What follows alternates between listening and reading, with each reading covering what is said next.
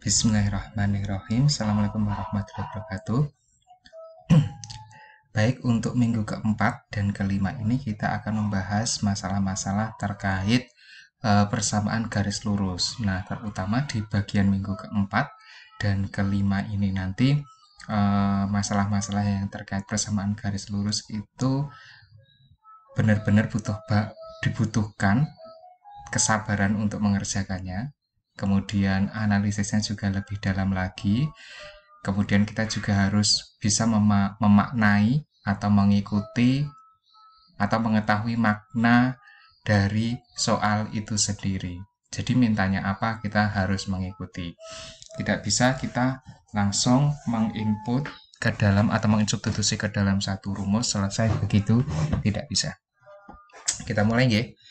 Ini masalah yang pertama, kita diminta menentukan persamaan dua garis. Jadi sudah dikatakan di situ dua garis, berarti nanti jawabannya harus ada dua persamaan garis. Kalau jawabannya akhir hanya satu persamaan garis saja, maka belum seutuhnya menjawab pertanyaan itu. Di mana persamaan garis yang diminta nanti melalui titik P, kemudian titik-titik A dan B berjarak sama terhadap garis itu. Jadi garis yang akan kita cari melalui titik P, syaratnya garis yang akan kita cari katakanlah namanya persamaan garis G. Garis G ini jaraknya ke A sama dengan jaraknya ke B. Jadi maksudnya nanti jarak titik A ke garis G itu sama dengan jarak titik B ke garis G. Nah, garis G, kita ulangi ya. Tentukan persamaan garis G sehingga titik A dan titik B berjarak sama terhadap garis itu.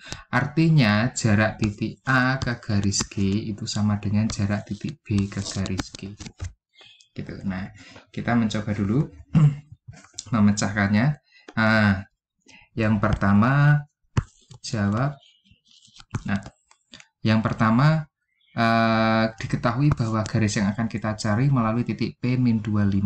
Nah, apakah kita menggunakan rumus persamaan garis yang pertama, yaitu persamaan garis yang melalui satu titik dengan gradien M, ataukah kita akan menggunakan persamaan garis yang kedua, yaitu persamaan garis yang melalui dua buah titik. Nah, dilihat di sini bahwa persamaan garisnya itu sudah diketahui dia melalui titik P, min 25, artinya melalui satu titik.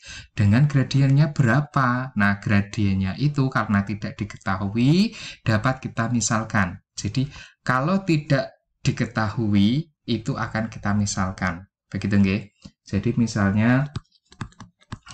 garis G yang akan kita cari itu dia melalui titik min 25 dan dapat kita misalkan gradiennya M. Berarti garis G J min Y1 gitu ya. 5M dikalikan X ya. X plus 2. Karena rumusnya X dikurangi negatif 2. Y min 5 sama dengan MX plus 2M. Kita rapikan menjadi MX min Y plus 2M plus 5. Nah, kalau misalnya kita kembalikan ke bentuk kembalikan ke bentuk AX plus BY plus C sama dengan 0, maka nilai dari A gitu ya, nilai dari A itu M. Gini ya, nilai dari B yaitu min 1 dan nilai dari C itu 2M plus 5. Nah, kemudian dimaknai tadi bahwa jarak titik A ke garis G sama dengan jarak titik B ke garis G. Nah, berarti maksudnya begini. Kita langsung bisa jarak titik A ke garis G itu sama dengan jarak titik B ke garis G. Titik A-nya kita tadi punya 3 min 7. Catatan 3 min 7 ya, min 43. Nah, berarti kita ingat menggunakan rumus jarak titik ke garis. Nah, kita tidak menghafalkan rumusnya ya. Jadi kalau kemarin kita punya titik P dengan koordinat X, Y, P. Nah, diulangi lagi dan persamaan garisnya katakanlah AX plus BY plus C sama dengan 0, maka jarak titik P ke garis G mutlak dari, nah, XP menggantikan X, YP menggantikan Y. Berarti A kali XP, B kali YP plus C per akar dari A kuadrat plus B kuadrat. Begitu nggih. Berarti nanti kalau jarak 37 ke garis G ini, nah berarti nanti 3 menggantikan X, 7 min 7 menggantikan Y.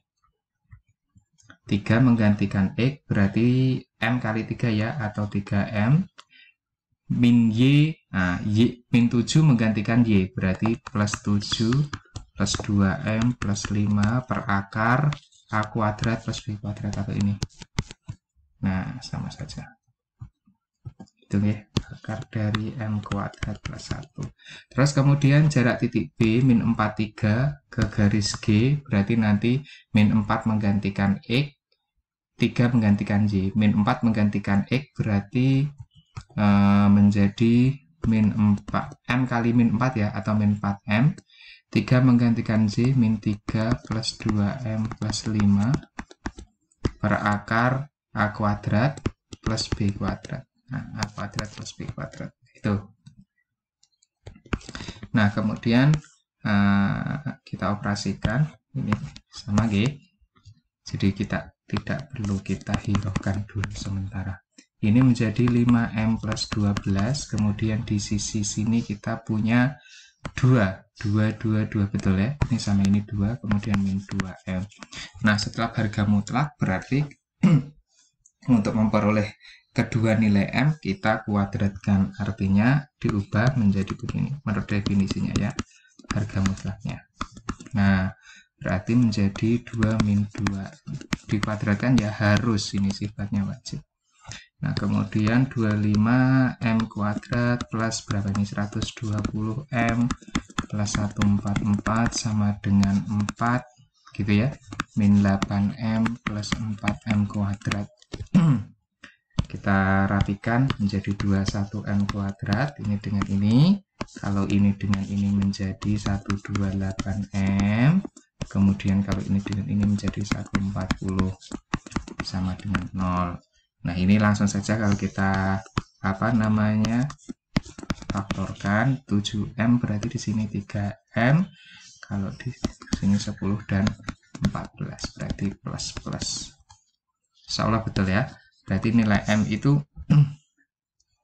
sama dengan min 10 per 7 atau nilai M sama dengan min 14 per 3. Nah, kita sudah punya nilai M, berarti dan tujuan kita tadi menentukan persamaan garis G, berarti nilai M min 10 per 7 dan min 14 per 3 kita substitusikan ke sini tadi ya. Nah, tadi kita punya persamaan garisnya MX min Y plus 2M plus 5. Kita tulis saja. Saat M itu nilainya min 10 per 7, berarti garis G-nya kita fokus di sini. Berarti M-nya diganti min 10 per 7, min 10 per 7X, min Y, min 20 per 7, plus 5, berarti plus 35 per 7. Boleh nggih langsung? Nah, berarti menjadi berapa ini? Min 10 per 7X, min Y, plus ya, plus 15 per 7 sama dengan 0. Kita kalikan min 7. Ingat sebaiknya di sini positif dan bulat nilainya. Berarti kalikan min 7 berarti 10X berarti plus 7Y min 15 sama dengan 0. Nanti sambil dicek lagi ya. Terus kemudian yang kedua, saat M nilainya itu min 14 per 3, berarti min 14 per 3 akan menggantikan M. Kita fokus di sini. Nah, berarti G-nya itu MX min 14 per 3X min Y min 28 per 3, 5 berarti 15 per 3 ya, boleh. Nah, berarti min 14 per 3X min Y min 13 per 3, atau boleh ditulis langsung. Ingat di sini sebaiknya bulat dan positif, langsung aja, berarti 14X plus 3Y plus 13 sama dengan 0. Nah, langsung kita simpulkan karena yang ditanyakan. Nah, kita punya persamaan garis G-nya ini dan ini ya. Ada 2 kan? Ini sudah menjawab pertanyaannya tadi, tentukan persamaan 2 garis. Dan kita sudah punya persamaan garisnya sejumlah 2. Berarti jadi persamaan garisnya itu yang pertama 10x plus 7y min 15 sama dengan 0, dan 14x plus 3y plus 13 sama dengan 0 gitu.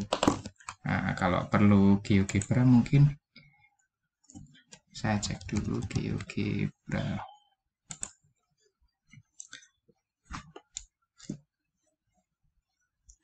Kita cek dulu ya. 10x plus 7y min 15. 10x plus 7y min 15 sama dengan 0. Kemudian 14x. 14x plus 3y plus 13 sama dengan 0. Nah, kemudian titik A dan B-nya tadi mana? Titik A-nya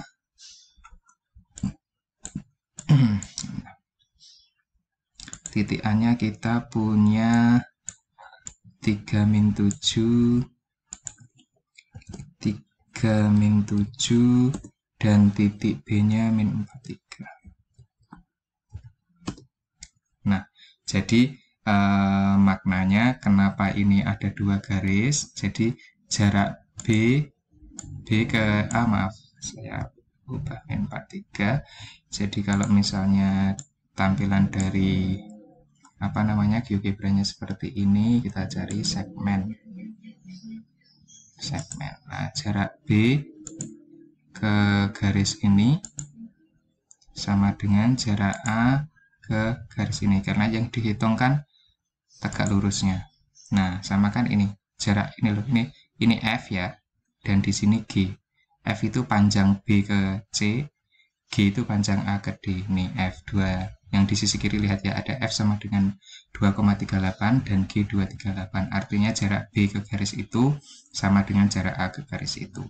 Kemudian yang kedua, jarak B ke garis yang satunya dan jarak A ke garis yang satunya.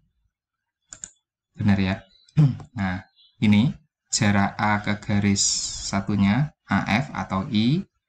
Terus jarak B ke garis satunya itu B ke E atau H. Nilai H 2,8, nilai I juga 2,8. Jadi jarak A ke garis yang ini 2,8, jarak B ke garis yang ini juga 2,8. Jadi memang jawabannya juga ada 2. Begitu nggih?